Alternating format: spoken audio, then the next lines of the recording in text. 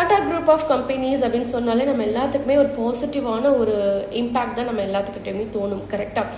So இப்போ அதில் ஸ்பெசிஃபிக்காக டாடா குரூப்ஸில் உள்ள டாடா மோட்டார்ஸ் அப்படிங்கிற அந்த ஒரு கம்பெனி வந்து பார்த்தீங்கன்னா நல்ல ஒரு புல்லிஷ் மொமெண்டம் கிரியேட் பண்ணி ஒரு இன்க்ரீசிங் ட்ரெண்டில் போகிறதுக்கு ரெடியாக இருக்கிறாங்க. ஃபர்ஸ்ட்டு ஃபண்டமெண்டலி எப்படி இருக்குன்னு பார்த்துட்டு டெக்னிக்கலி நம்ம வந்து இந்த ஸ்டாக்கோட லெவல்ஸ் எங்கே இருக்குங்கிறத செக் பண்ணி பார்த்துடலாம். ஸோ ஃபர்ஸ்ட் ஃபண்டமெண்டலி பார்க்கும்போது இந்த கம்பெனி ஒரு லோ டெப்டை வந்து மெயின்டைன் பண்ணிட்டு இருக்காங்க, ஓகேவா? அண்ட் அடுத்து இன்னொன்று விஷயம் என்னன்னு பார்க்கும்போது ஒவ்வொரு குவார்ட்டரும் profits and net profit margin அப்படிங்கிறது வந்து ஒரு க்ரோத் ஸ்டேஜில் தான் மெயின்டைன் பண்ணிட்டு இருக்காங்க. அண்ட் இதை தவிர்த்து ரொம்ப இம்பார்ட்டண்ட்டாக ரிட்டர்ன் ஆன் கேபிட்டல் எம்ப்ளாய்டு 2 வருஷமாக கன்சிஸ்டண்ட்டாக ஒரு இன்க்ரீசிங் ட்ரெண்ட்லேயே வச்சுட்டு இருக்காங்க.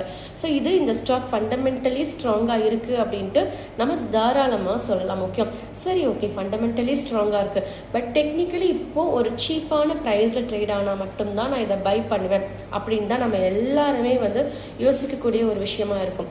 எஸ், இப்போதைக்கு பார்க்கும்போது டெக்னிக்கலி நம்ம வந்து ஒரு லோயஸ்ட் ப்ரைஸில் வாங்குறதுக்கு இந்த ஸ்டாக் வந்து ஒரு ஆப்பர்ச்சுனிட்டியை கிரியேட் பண்ணி கொடுத்துருக்கு. ஸோ கரண்ட் மார்க்கெட் ப்ரைஸ் பார்த்தீங்கன்னா 339.75 கிட்ட வந்து ட்ரேட் ஆகிட்டு இருக்காங்க.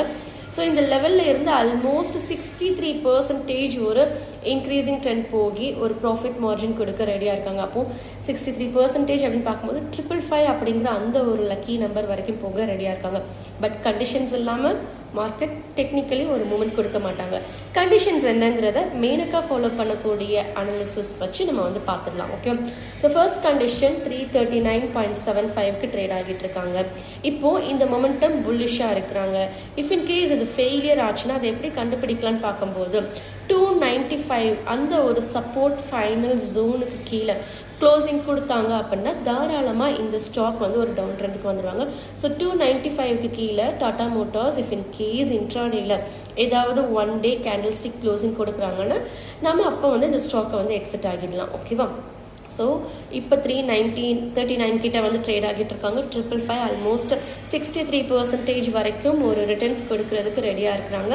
ஸோ இந்த ஸ்டாக்ஸில் நீங்கள் இன்வெஸ்ட் பண்ணணும்னு நினைக்கிறீங்கன்னா தாராளமாக பண்ணிக்கலாம், பட் உங்களுடைய ஓன் ரிசர்ச்சும் பண்ணிக்கோங்க. இஃப் இன் கேஸ் நான் பண்ணக்கூடிய அனாலிசிஸை நீங்கள் எக்ஸாக்டாக லேர்ன் பண்ணிக்கணும்னு நினைக்கிறீங்கன்னா தாராளமாக டெக்னிக்கல் அனாலிசிஸ் வந்து லேர்ன் பண்ணிக்கலாம். So intraday, swings and long term எல்லாமே டெக்னிக்கலி நான் வந்து சொல்லி கொடுத்துட்டு தான் இருக்கிறேன், ஓகேவா?